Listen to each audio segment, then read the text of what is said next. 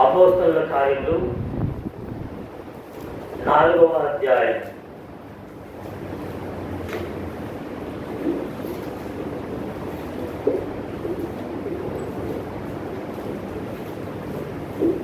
నాలుగవ అధ్యాయము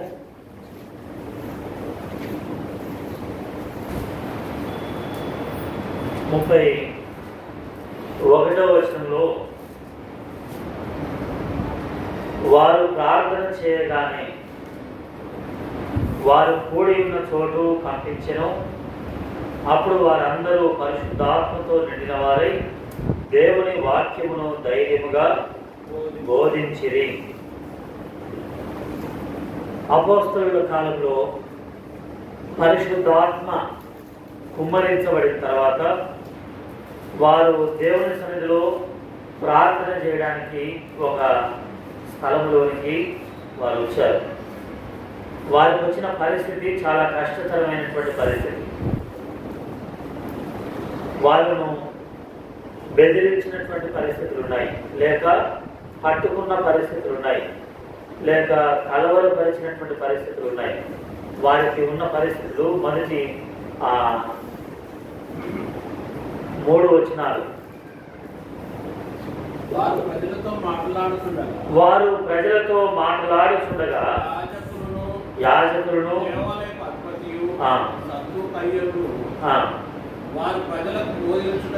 వారు ప్రజలకు బోధించుటయు చూచి కలవరపడి వారి మీదకి వచ్చి వారిని బలాత్కారముగా పట్టుకున్నారు. వారికి వచ్చినటువంటి ఆ పరిస్థితి, వారిని బలాత్కారంగా పట్టుకున్నారు. ఆ సమయంలో దేవుని యొక్క వాక్యము చాలామంది విన్నారు. ఎంతో గొప్ప కార్యం జరిగింది. ఎంత అంటే 4వ వచనం రాయబడింది, వాక్యము వినిన వారిలో అనేకులు నమ్మిరి. వారిలో పురుషుల సంఖ్య ఇన్సుమిన్సు ఎంత? 5,000 మంది. పురుషులే 5,000 మంది. అంటే అలాంటి గొప్ప కార్యం జరుగుతున్నటువంటి దినాలు. దేవుని కార్యం జరుగుతుండగా ఆటంకాలు కూడా వస్తుంటాయి. దేవుని కార్యం జరుగుతుంది, ఆటంకం వస్తుంది. అప్పుడు వారు చేశారు ప్రార్థన. అప్పుడు వారు ప్రార్థన చేశారు. ఆటంకముల మధ్యలో ప్రార్థన చేస్తున్నారు. అంతేకాదు ఇంకా ఏం చేశారట, వారు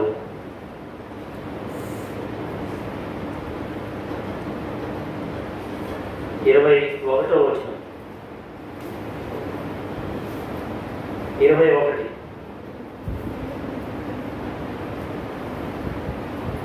ప్రజలందరూ జరిగిన దానిని గూర్చి దేవుని మహిమపరచుచుండేది కనుక సభవారు ప్రజలకు భయపడి వీరిని శిక్షించు విధమేమీ కనుగొనలేక వీరిని ఏం చేయాలట, గట్టిగా బెదిరించి విడుదల చేశారు.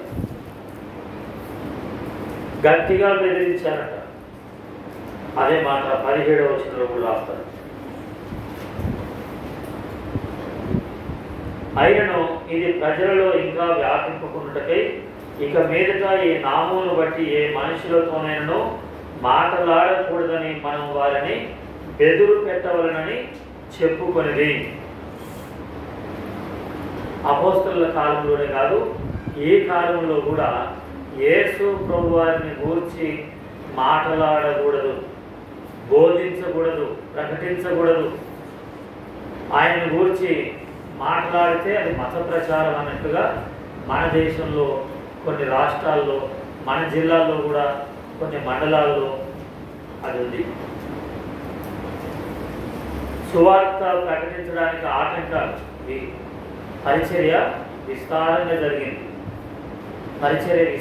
జరిగింది. నగరేకల్ పట్టణంలోనే 30 మందిరాలు ఉన్నాయి.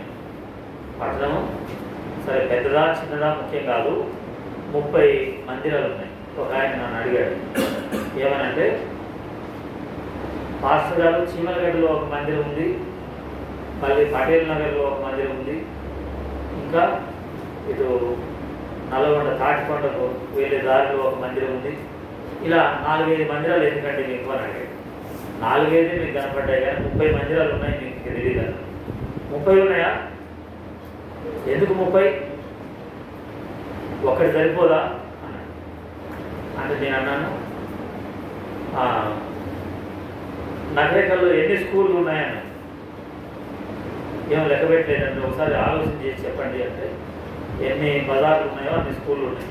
ఎన్ని స్కూళ్ళు ఉన్నా ఇంకా ఏం చేస్తున్నారు? కొంతమంది పశువులు కాస్తున్నారు, కొంతమంది మెకానిక్ షాపుల్లో పనిచేస్తున్నారు, కొంతమంది ఏం చేస్తున్నారు? జీతం ఉంటున్నారు, కొంతమంది ఈ ఊరు నుండి వేరే ఊరికి వెళ్ళి అక్కడ పని చేసుకుంటున్నారు.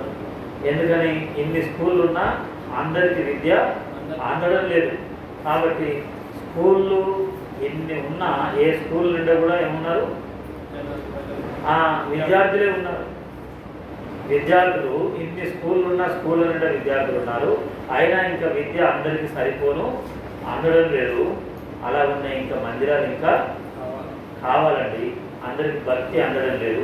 ఒకేసారి అందరూ వచ్చి కూర్చుంటే సరిపోవు మందిరాలు. అందుకనే 30 మందిరాలు అయినాయి అనేసరికి ఆయన ఇంకా ఆశ్చర్యపోతున్నాడు. ఏంటి 30 మందిరాలా అని. ఇప్పుడు ఆ రోజుల్లో కూడా అలాగే ఉంది. ఆ రోజుల్లో పరిస్థితి కూడా ఆ దినాల్లో వారికి అలాంటి బెదిరింపు పరిస్థితులు వచ్చాయి. బెదిరింపు పరిస్థితులు వచ్చాయి. ఆ బెదిరింపు పరిస్థితుల్లో వారు ఏం చేశారంటే 23వ వచనం, వారు విడుదల నుండి తమ స్వజనుల యొద్దకు వచ్చి ప్రధాన యాజకులను పెద్దలను తమతో చెప్పిన మాటలన్నింటినీ వారికి తెలిపి వారు విని ఏక మనస్సుతో వారు విన్న తర్వాత ఏక మనస్సుతో దేవునికి జరగాలని మొదలుపెట్టింది. ఎందుకు 5,000 మంది విశ్వాసం ఉంచారు? సరిపోలేదా? మనం 4వ వచనంలో చూసాం కదా, నమ్మిన వారు ఎంతమంది అయ్యారు? పురుషులే 5,000 మంది అయ్యారు కదా, సరిపోలేదా అంటే తృప్తి లేదు. లేక వారి యొక్క ఆ గురి అది కాదు, లేకపోతే వాళ్ళు చేయాల్సినటువంటి పరిస్థితి అంత కాదు. ఇంకా అందరూ ఏం కావాలి? 17వ అధ్యాయము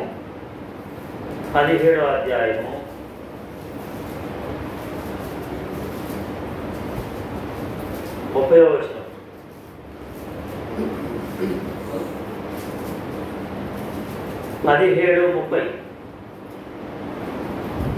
ఆ అజ్ఞాన కాలములను దేవుడు చూచి చూడనట్టుగా ఉండేది. కానీ ఇప్పుడైతే అంతటను అందరూ మారు మనసు పొందవలనని. కాబట్టి ఇప్పుడు అంతటా అందరూ మారు మనసు పొందాలి. అది అపోస్తలుల యొక్క ప్రార్థన. 5,000 మంది విశ్వాసం ఉంచితే మనం ఎంత సంతోషిస్తాం కదా. నగరేకల పట్టణంలో 5,000 మంది. అయితే వారు 5,000 మంది మాత్రమే కదా, అందరూ అంతటా మారు మనసు పొందాలి. అందరూ అంతటా మారు మనసు పొందాలి. ఇది తండ్రి యొక్క ఇష్టం. మత్తయి సువార్త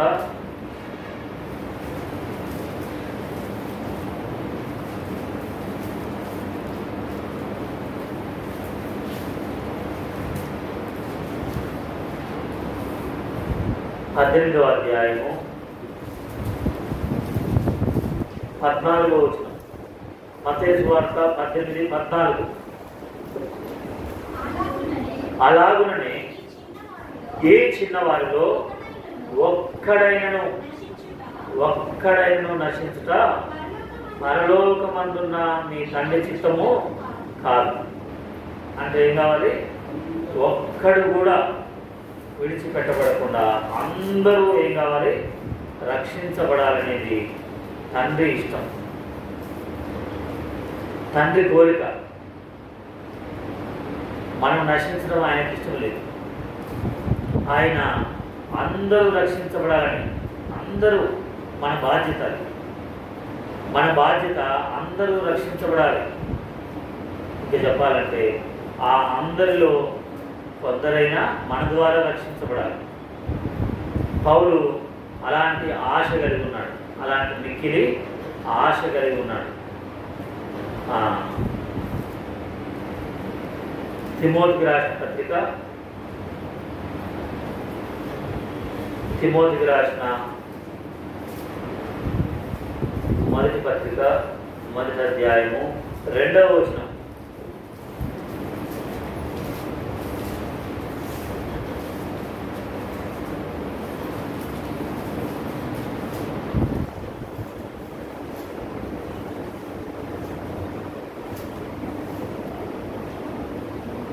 మొదటి పత్రిక 1వ అధ్యాయము 2వ వచనం.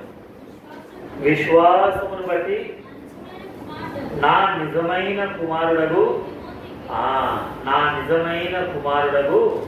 తిమోతికి అంటాడు. అలా పౌలు భక్తుడు తిమోతిని విశ్వాసమును బట్టి ఒక కుమారుడుగా కన్నాడు.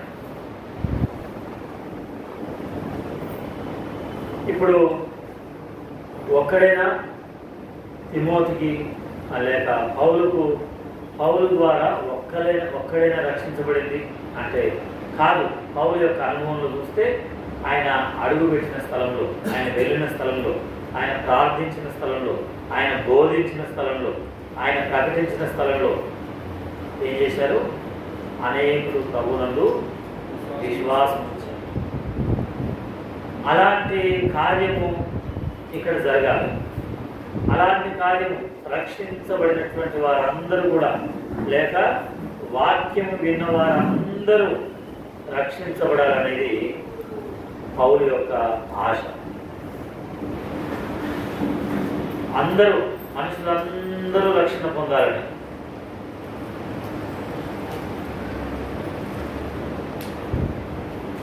యేసు ప్రభు వారి యొక్క ఆశ అదే, పౌలు యొక్క ఆశ అదే, అపోస్తలుల యొక్క ఆశ అదే. దాని కొరకు వారు ప్రార్థన చేస్తున్నారు.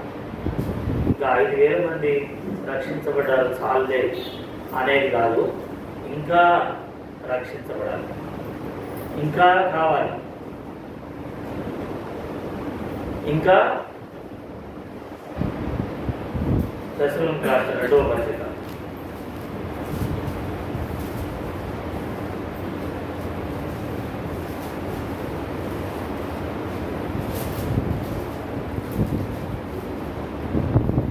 2వ అధ్యాయం 14వ వచనం. మీరు ఇలాగున రక్షింపబడి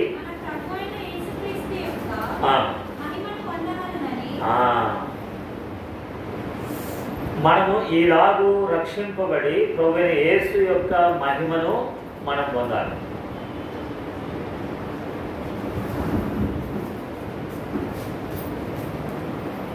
రక్షించబడినటువంటి మనము యేసు క్రీస్తు ప్రభు వారి యొక్క మహిమను మనం పొందాలి.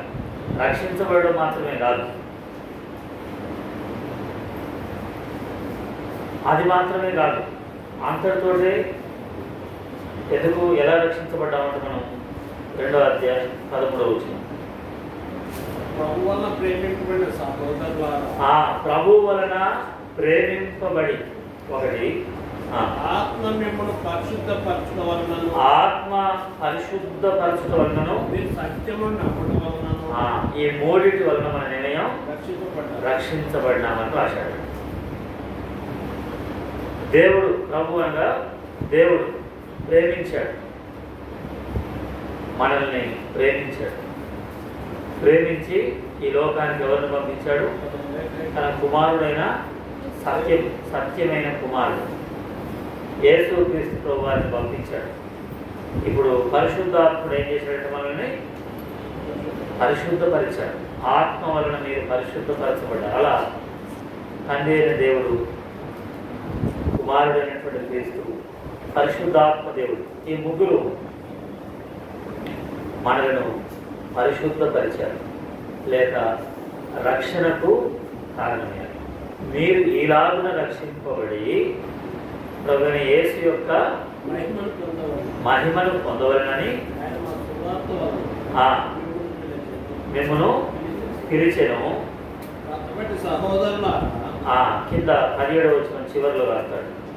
చివరిలో ఏమనంటే ప్రతి సత్కార్యమందును ప్రతి సద్వాక్యమందును మిమ్మను స్థిరపరచునుగాక. ఏదో రక్షించబడి అలా ఉండడం కాదు, రక్షించబడి ప్రభువుని నమ్ముకొని అలా ఉండడం కాదు. ఏం చేయాలంటే ప్రభు కొరకు మరి స్థిరమైనటువంటి లేక సద్విషయములందు సద్వాక్యమందు మనం స్థిరపరచబడినటువంటి వారంగా ఉండాలి. దేవుని కొరకు రోషముతో భారంతో ప్రార్థనాత్మతో వారు అలా చెప్పగానే వారు ఏకముగా కూడి బిగ్గరగా మొరపెడితే వారు కూడి ఉన్నటువంటి స్థలం ఏమైంది? కనిపించింది. పరిశుద్ధాత్మ చేత నింపబడి దేవుని వాక్యాన్ని ధైర్యంగా బోధించారు. మనము ఏదో రక్షించబడి అలా ఉండడం దేవుని ఇష్టం కాదు. రక్షించబడము ఒక వంతు, ఒకటే మెట్టది. రక్షణ అనేది ఒక మెట్టు మాత్రమే. రక్షించబడిన తర్వాత ఇంకా మనము ముందుకు మెట్లు వేసుకుంటూ లేక మెట్లు ఎక్కుకుంటూ వెళ్ళాలి. మెట్లు ఎక్కుకుంటూ వెళ్ళాలి. రక్షించబడడం మాత్రమే కాదు. కొరింథీయులకు రాసిన పత్రికలో ఉంది.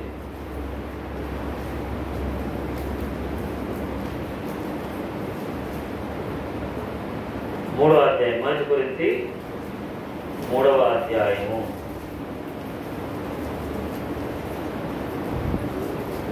15వ వచనం.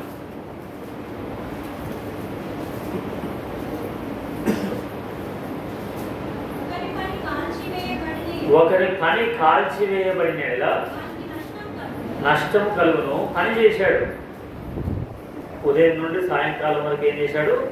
పని చేశాడు.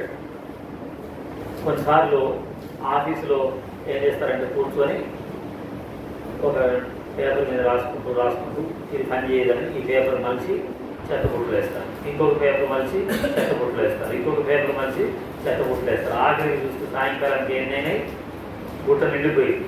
దేంతో? ఇప్పుడు సాయంకాలం వరకు ఒక సమయం ఏమైంది? వృధా అయింది. ఆ పేపర్లను తీసుకుని వీళ్ళు ఏం చేస్తారు? అలా ఉండొద్దు. మనము ఒక పెన్ను ఒక పేపర్ తీసుకున్నామంటే అది ఎంతో ఉపయోగకరంగా ఉండాలి. అలాగే ఒక విశ్వాస జీవితాన్ని ప్రారంభించామంటే, ఒక దినాన్ని మనం ఉపయోగించామంటే అది ఒక దినాన కాల్చివేయబడిన కలవదు. అది వాళ్ళ ప్రార్థన. ఏంటంటే దేవుడి పని జరిగింది. ఎంతమంది వాళ్ళు రక్షించబడినప్పుడు? 5,000 మంది రక్షించబడ్డారు. అయితే ఆటంకం వచ్చింది. వాళ్ళు ఈ రక్షించబడినటువంటి వారు మళ్ళీ వెనక్కి వెళ్ళిపోకుండా వారింత ఏకముగా కూడి సంఘము చెడిపోకుండా, సంఘము చెదిరిపోకుండా, సంఘము ఆత్మీయంగా వెనకదీయకుండా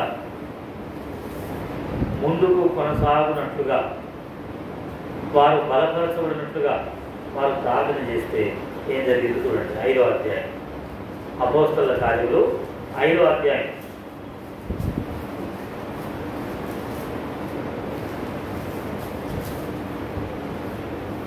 14వ వచనం.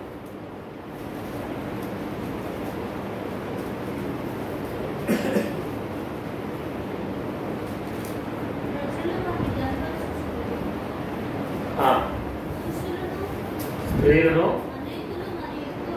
మరి ఎక్కువగా విశ్వాసులు ఏమయ్యారట? ప్రభు పక్షమున చేర్చబడిరి. అనేకులు చేర్చబడ్డారు. ఇది 16వ అధ్యాయం 5వ వచనంకి వచ్చేసరికి ఏమైంది? 16 అపోస్తలుల కార్యములు 16:5.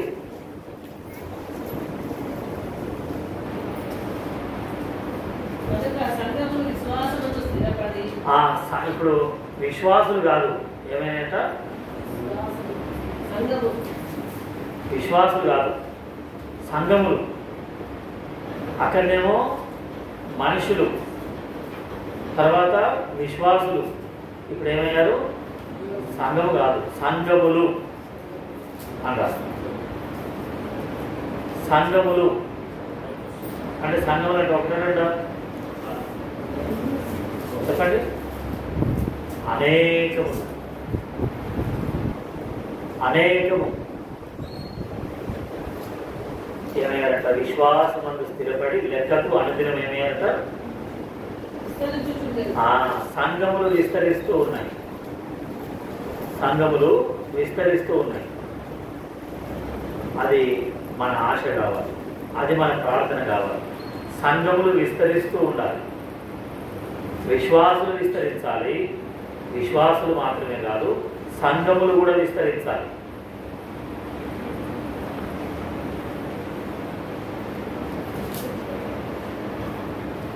అలాంటి ప్రార్థన వారు చేశారు. ఇప్పుడు సంఘములు విస్తరించి దేవుని యొక్క సువార్త ప్రకటిస్తూ ఉన్నారు. సంఘములకు ఏం కలిగింది? 9వ అధ్యాయం.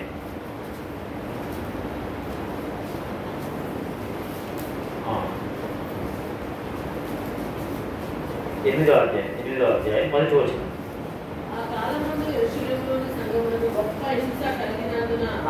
8 మొదటి వచనం. సంఘమునకు ఏం కలిగింది? గొప్ప. సంఘం అంటే ఒకరా ఇద్దరా?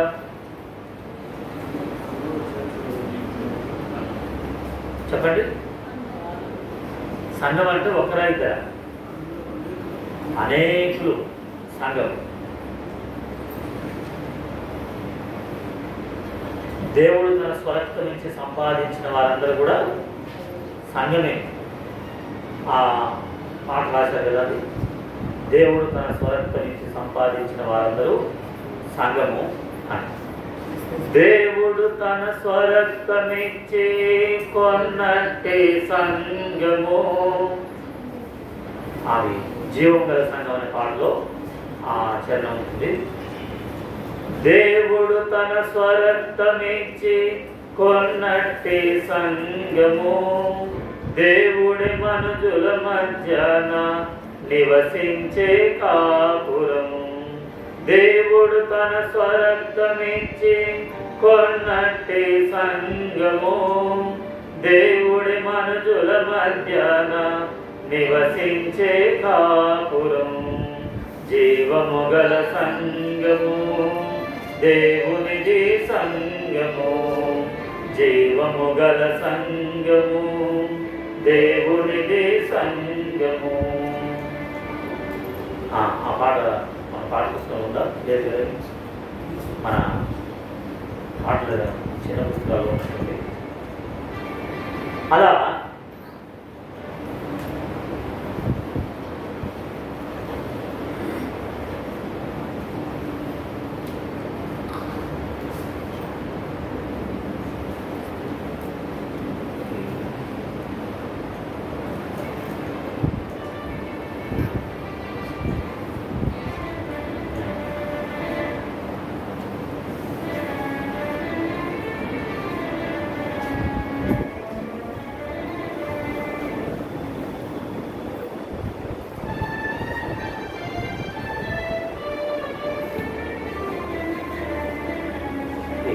ఉంది.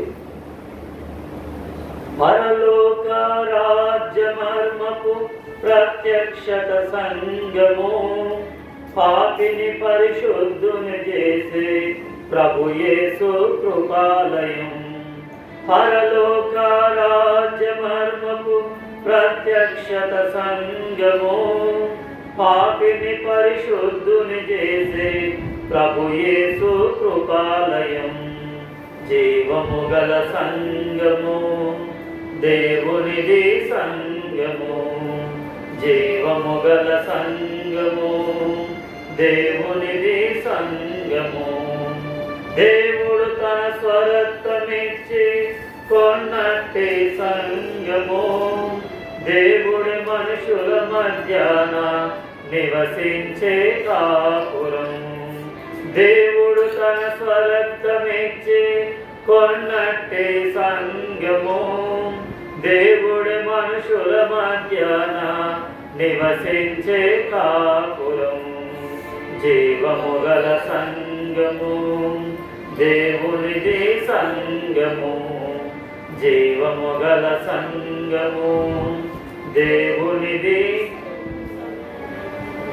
అలా మనము నిజంగా సంఘం అయితే మనము చదవండి అపోస్తల కార్యములు 8వ అధ్యాయము 1వ వచనం.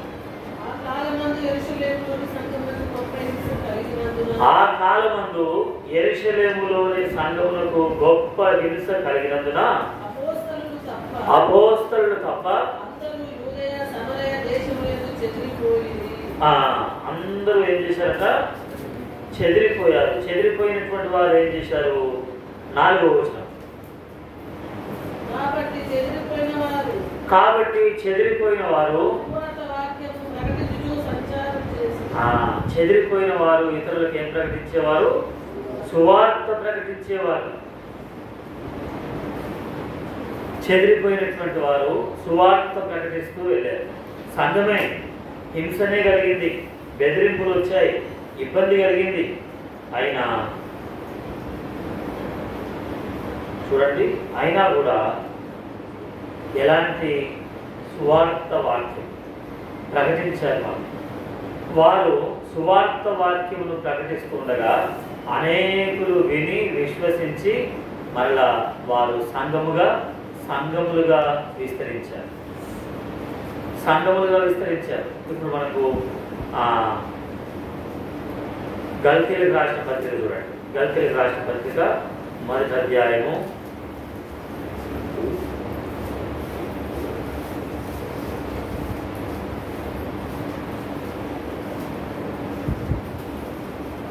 2వ వచనం.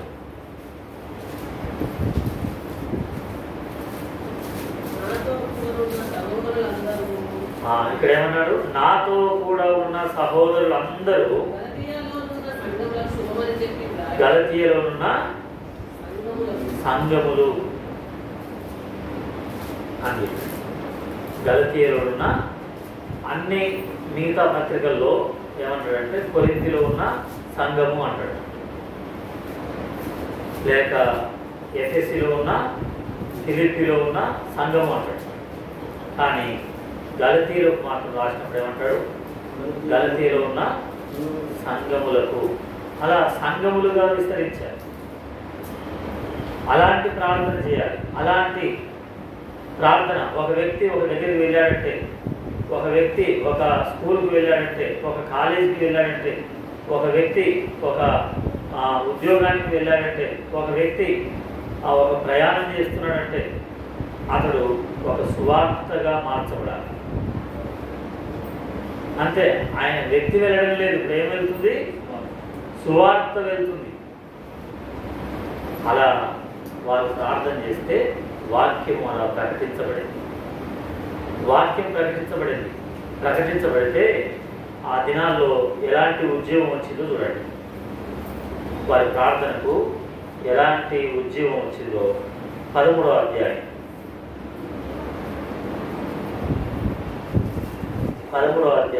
44వ వచనము. 13:44 అపోస్తలుల కార్యములు 13:44. మరుసటి విశ్రాంతి దినమున దాదాపుగా ఎంతమంది? దాదాపుగా ఆ పట్టణం అంతయు ఏమయ్యారట? దేవుని వాక్యం వినటకు కూడి వచ్చేది. అలాంటి కార్యం జరగాలి. ఆ పట్టణం అంతా దేవుని వాక్యము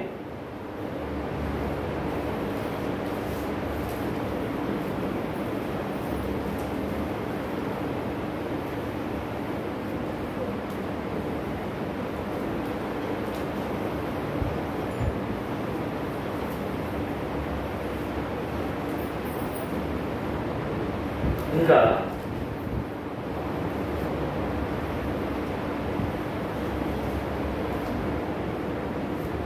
ఇంకొక మాట రాయబడింది, చూపిస్తాను.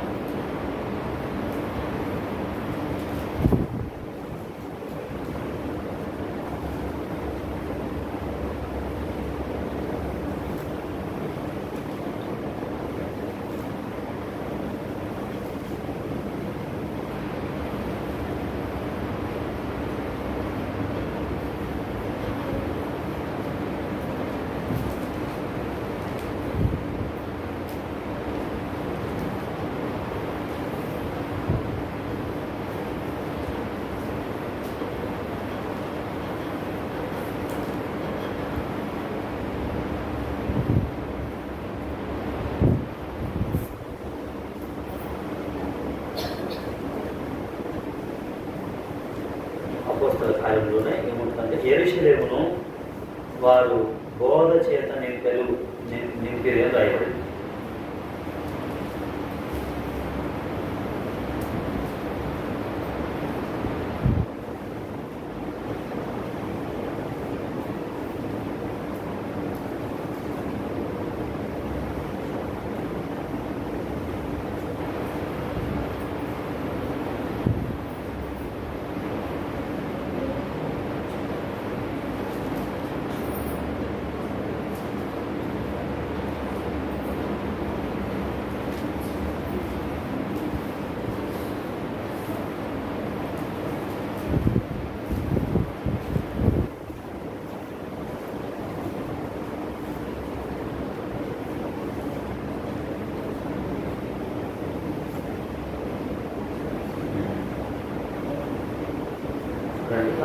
ఐదో అధ్యాయం 28వ వచనం. 5:28 అంతేనా? చదవండి. 5:28 నేను తర్వాత వేస్తున్నా. ప్రధాన యాజకుడు వారిని చూసి, మీరు ఈ నామమును బట్టి బోధించకూడదని మేము మీకు ఖచ్చితంగా ఆజ్ఞాపింపలేదా? ఇదిగో యెరూషలేమును మీ బోధతో నింపి, ఈ యెరూషలేమును దేనితో నింపారట వాళ్ళు? బోధతో నింపి. అందరు కలిసి చదవండి ఆ మాట. మీరు యెరూషలేమును ఆ మాట ఏమన్నారంటే నగరేకలను మీరు ఏం చేశారు? బోధతో నింపి. ఈ బోధతో నింపారు అనే మాట రావాలి. ఎందుకంటే వారు 4వ అధ్యాయంలో ప్రార్థన చేశారు. 4వ అధ్యాయము 31వ వచనం. 4:31. వారు ప్రార్థన చేయగానే మరి ఒకరు చదవండి, అన్నీ ఒకరే చదవండి. 4:31. వారు ప్రార్థన చేయగానే వారు కూడి ఉన్న చోటు కనిపించెను. అప్పుడు వారందరూ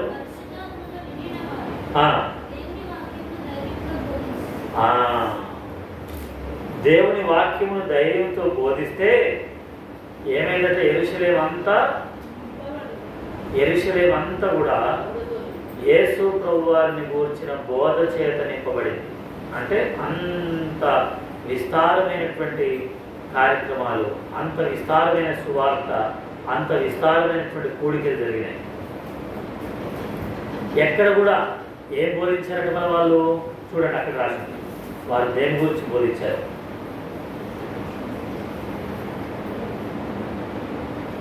దేని గురించి బోధించారు చదవండి.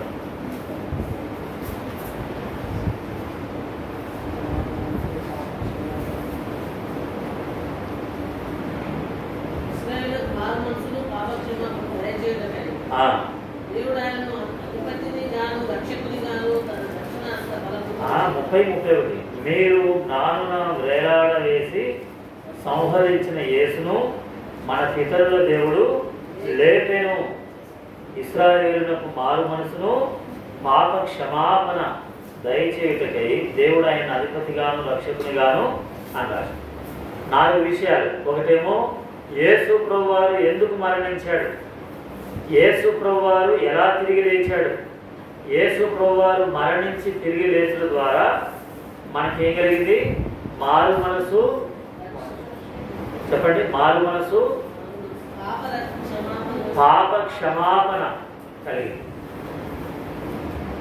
అర్థమైందా? ఇప్పుడు పాప క్షమాపణ ఏమో దేవుడు ఇచ్చేది, మారు మనసు ఏమో చెప్పండి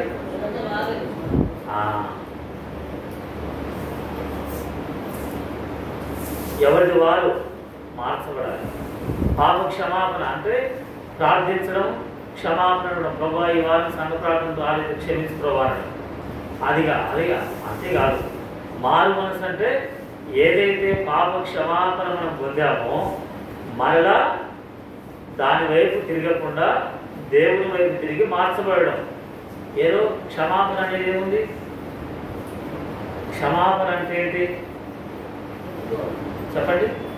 క్షమాపణ అంటే మనం ప్రభువా నన్ను క్షమించమంటే ఏం చేస్తాడు? ఆయన క్షమిస్తాడు. కానీ మారు మనసు అంటే చెప్పండి, ఏదైతే క్షమాపణ పొందామో దాని వైపు మరలా మనం వెళ్ళకుండా మనము దేవుని వైపు తిరగడమే మారు మనసు. ఇది యెరూషలేము పట్టణం అంతా ఏమైందంట, యెరూషలేము పట్టణం అంతా బోధ చేత నింపబడింది. బోధ చేత నింపబడింది. వెళ్ళండి, వెళ్ళండి, ప్రకటించండి, వారిని తీసుకొని రండి. ఎవరిని? లూకాసు వార్త 14వ అధ్యాయం.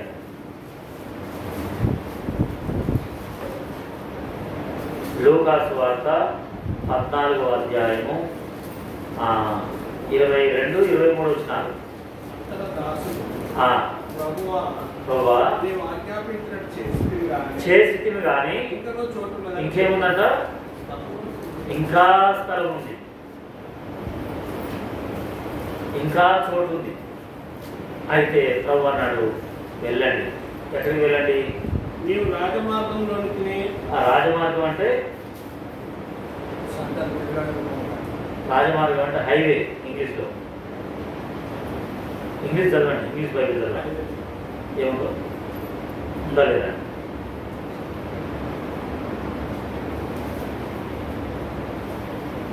ఇంగ్లీష్ బైబిల్ ఉందా?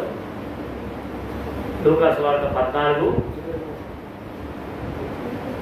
చదవండి. ఉందా? అది రాజమార్గంలోకి వెళ్ళండి. ఇంకేమన్నాడు? కంచెలలోనికి వెళ్ళి. అది ఇంగ్లీష్లో చదవండి. ఎక్కడంట అంటే మీరు చెప్పండి, మీరు చదివి మీరు దాని అర్థం చెప్పండి. ఇంగ్లీష్ ఏమన్నా హైవే అన్నాడు అంటే మనకు తెలిసిందే, నేషనల్ హైవే అనుకున్నాం.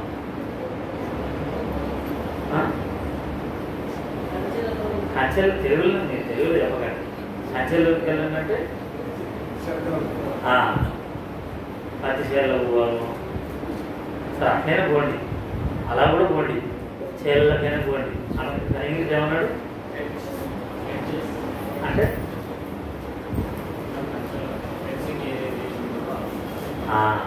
అంటే ఈ రోజుల్లో శత్రువు ఏం చేశాడంటే గేటెడ్ కమిటీస్ అని పెట్టాడు, లేకపోతే వెంచర్స్ అన్నాడు, లేకపోతే చుట్టూ కాంపౌండ్ వాళ్ళు కట్టి లోపల 100 ఇళ్ళు ఉంటాయి. లోపలికి ఎవరైనా రావాలంటే ఎవరు ఉంటారు మధ్యలో?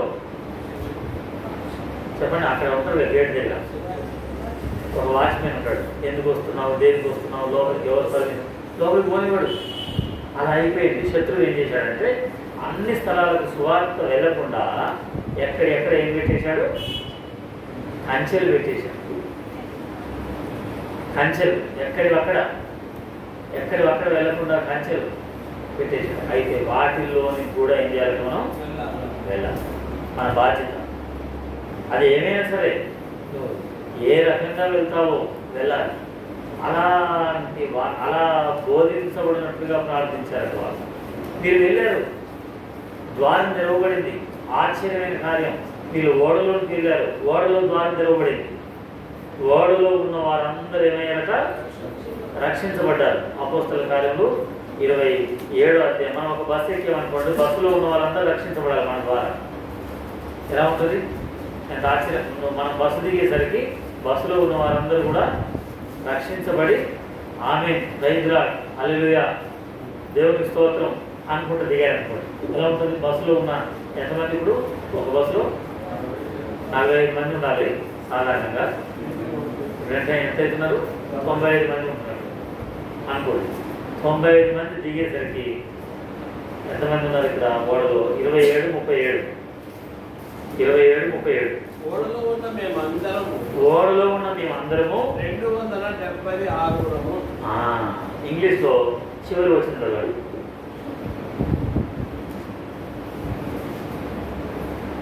రెండు 276 మంది ఓడలో ఉన్నారట.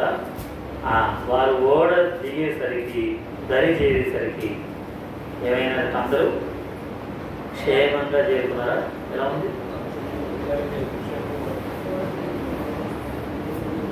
ఇంగ్లీష్ ఏమన్నా ఏం లేదా? ఓడ మునిగిపోయిందంట, 44 ఓడలో ఉన్న వాళ్ళందరూ మునిగిపోయారంట. So it came to pass పౌలు ఓడ that they escaped all safe to land. కదా ఒక్కరన్నా నశించిపోయారనుందా? అదే కదా లూకాసు వార్తలో మనం చదువుకుంది, ఒక్కరు కూడా నశించడము. అలా మనం జర్నీ చేస్తుండగా, మనము ప్రయాణం చేస్తుండగా, ఈ లోకంలో మనం జీవిస్తూ ఉండగా, మనం ఉద్యోగం చేస్తూ ఉండగా, మనము చదువుకోవడానికి ఒక కాలేజీకి వెళ్తుండగా, లేక మనము వ్యవసాయం కొరకు ఒక పొలానికి వెళ్తుండగా, అక్కడ ఉన్నటువంటి ఆ 276 మందిలో ఏ ఒక్కరు కూడా నశించకుండా అందరూ ఏమయ్యారు?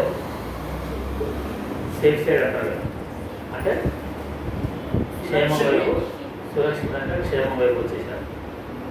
అలా రక్షణలోకి రావాలి, అలా మార్చబడాలి. అది మన ఆశ కావాలి, అది మన ఆశ, అది మన భారం.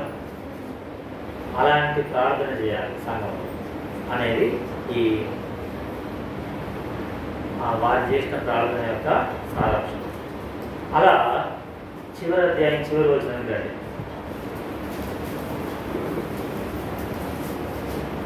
చివరి అధ్యాయం చివరి వచనం. వారు 4వ అధ్యాయంలో ప్రార్థన చేస్తే చివరి అధ్యాయం చివరి వచనం దేంతో ముగించబడింది?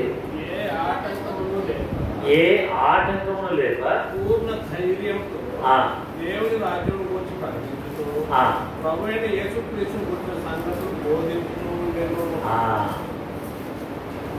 అర్థమైందా? అలా అపోస్తలుల కార్యములు అలా ముగించి వాళ్ళ ప్రార్థన చివరి అధ్యాయం చివరి వచనం వరకు కూడా ఏ ప్రార్థన అయితే వారు ఏకంగా కూడి చేశారో దగ్గరగా, అక్కడ కూడి ఉన్న స్థలం కనిపించి వాక్యం చెప్పడానికి పరిశుద్ధాత్మ దేవుడు కుమ్మరించబడి అక్కడ వాక్యం బోధించడం మొదలు పెడితే చివరికి ఈ మాట అసలు వాళ్ళు ముగించేటప్పుడు 29వ వచనంతోనే ముగించాలి, లేక 30వ వచనంతోనే ముగించాలి. కానీ ఏం చేశారు? 31వ వచనం ఒకటి రాయాల్సి వచ్చింది. ఇంకోటి చెప్పాలంటే 29వ వచనం అక్కడ లేదని కింద రాశారు, కింద చేర్చారు చూడండి. కింద చిన్న అక్షరాలు రాశారు కదా. అక్కడ సంగతులు చెప్పిన తర్వాత యూదులు తమలో తాము చాలా తగ్గించుకొని వెళ్ళిపోయి అని 29వ వచనము కూర్చబడి ఉన్నది. చూసారా? ఒక వచనం మళ్ళీ అక్కడ పెట్టి ఇప్పుడు 31వ వచనం వచ్చేసరికి ఏమైంది? ఏ ఆటంకం లేకుండా వారు బోధిస్తూ యేసు క్రీస్తును కూర్చిన సంగతులను ఏం చేస్తున్నారు? వాళ్ళు బోధించుతూ ఉండేను. ఒకసారి రాజమండ్రికి వెళితే అక్కడ ఒక దేవుని సేవకుడు చెప్పాడు. ఏం చెప్పాడంటే, బైబిల్ గ్రంథంలో అన్నీ ముగించబడ్డాయి, అన్ని పుస్తకాలు ముగించబడ్డాయి, కానీ అపోస్తలుల కార్యం ఒకటే ఏముంది? బోధించుతూ ఉండెను. అంటే అర్థం ఏంటంటే కంటిన్యూ కొనసాగుతుంది. అది ప్రభు వచ్చేంత వరకు అలా సువార్త ప్రకటిస్తూనే ఉండాలి. మనం ఆగింది అంటే ప్రభు రాకడ వచ్చింది, నువ్వు ఎత్తబడలేదని అర్థం అని చెప్పాడు. సువార్త ప్రకటించడం కానీ, వాక్యం బోధించడం కానీ, గృహ కూడికలు జరగడం కానీ, యేసు క్రీస్తుని గురించి చుట్టుపక్కల ప్రాంతాల్లో నీ వంతు నీవు ఏదో విధంగా పత్రిక రూపంలోన, ప్రార్థన రూపంలోన, సువార్త మీటింగ్ రూపంలోన, బర్త్డే రూపంలోన, లేక వేరే ఇంకా ఏదైనా ఒక యానివర్సరీ మీటింగ్ రూపంలోన, ఏ రూపంగా నువ్వు చేస్తావు కానీ యేసు క్రీస్తుని గురించినటువంటి వాక్యాన్ని ఏం చేయాలట? ప్రకటిస్తూనే ఉండాలి. అది సంఘం చేయాల్సిన పని. ప్రార్థిస్తూ ఉండాలి, ప్రకటిస్తూ ఉండాలి. ప్రతి ఒక్కరు కూడా ప్రకటించాలి. చిన్న పిల్లలు, ఒక చిన్న అమ్మాయి, సండే స్కూల్ అమ్మాయి ప్రకటిస్తే ప్రపంచంలో పెద్ద సంఘం కట్టబడింది. ఏదది చెప్పండి? పాల్ యాంగిచో అనేటువంటి ఆయనకు ఒక సండే స్కూల్ అమ్మాయి, 3rd క్లాసు 6th క్లాసు తెలియదు కానీ సండే స్కూల్ అట అమ్మాయి. ఆ అమ్మాయి వెళ్ళి కొత్త నిబంధన పుస్తకం ఇచ్చి ప్రకటిస్తే ప్రపంచంలో పెద్ద సంఘంగా దక్షిణ కొరియాలోని పెద్ద సంఘం అలా ప్రకటించడం అనేది ఆగవద్దు, అలానే కొనసాగుతున్నాను. అది మన ప్రార్థన కావాలి. ప్రభువా, నా వంతుగా నేను నా ప్రవర్తన ద్వారానో, నా క్రియల ద్వారానో, నా మాటల ద్వారానో, నా తగ్గింపు దీనత్వం ద్వారానో, నేను పంచడం ద్వారానో ఎలాగైనా క్రీస్తు వాక్యము అనేక స్థలాల్లో ప్రకటించబడాలి. అది మన ప్రార్థన. మరి సంగీతం నేర్చుకున్న వాళ్ళు రాలేదు కదా, రాలేదు. మధ్యలో ఒకవేళ జాయిన్ అవుతారేమో. చిన్నపిల్లలు అయితే నేర్చుకున్నారు, వాళ్ళ క్లాస్ అయిపోయింది. కాబట్టి మనం ప్రార్థన చేద్దాం. మరి సంగీతం నేర్చుకునేటువంటి వాళ్ళు సంగీతంలో కొనసాగినట్టుగా వారు అధికంగా నేర్పించే వారికి జ్ఞానం, నేర్చుకునేటువంటి వారికి జ్ఞానం, ఓపిక, సహనం ఉన్నట్లు అది పూర్తి చేయబడినట్టుగా వారి కొరకు ప్రార్థన చేద్దాం. ఎగ్జామ్స్ అయిపోయినాయి కదా, ఎగ్జామ్స్ ఉన్నాయంటే చిన్నపిల్లలకు ఉన్నాయా? ఉన్నాయంట. కాబట్టి ఎగ్జామ్స్ కొరకు ఇబ్బంది చేయండి. ఎగ్జామ్స్ కొరకు ప్రార్థన చేయండి. ఎగ్జామ్స్ తర్వాత మనకు VBS ఉంటుంది నల్గొండలో, ఆయా స్థలాల్లో VBS కొరకు, ఇంకా యూత్ క్యాంప్ కొరకు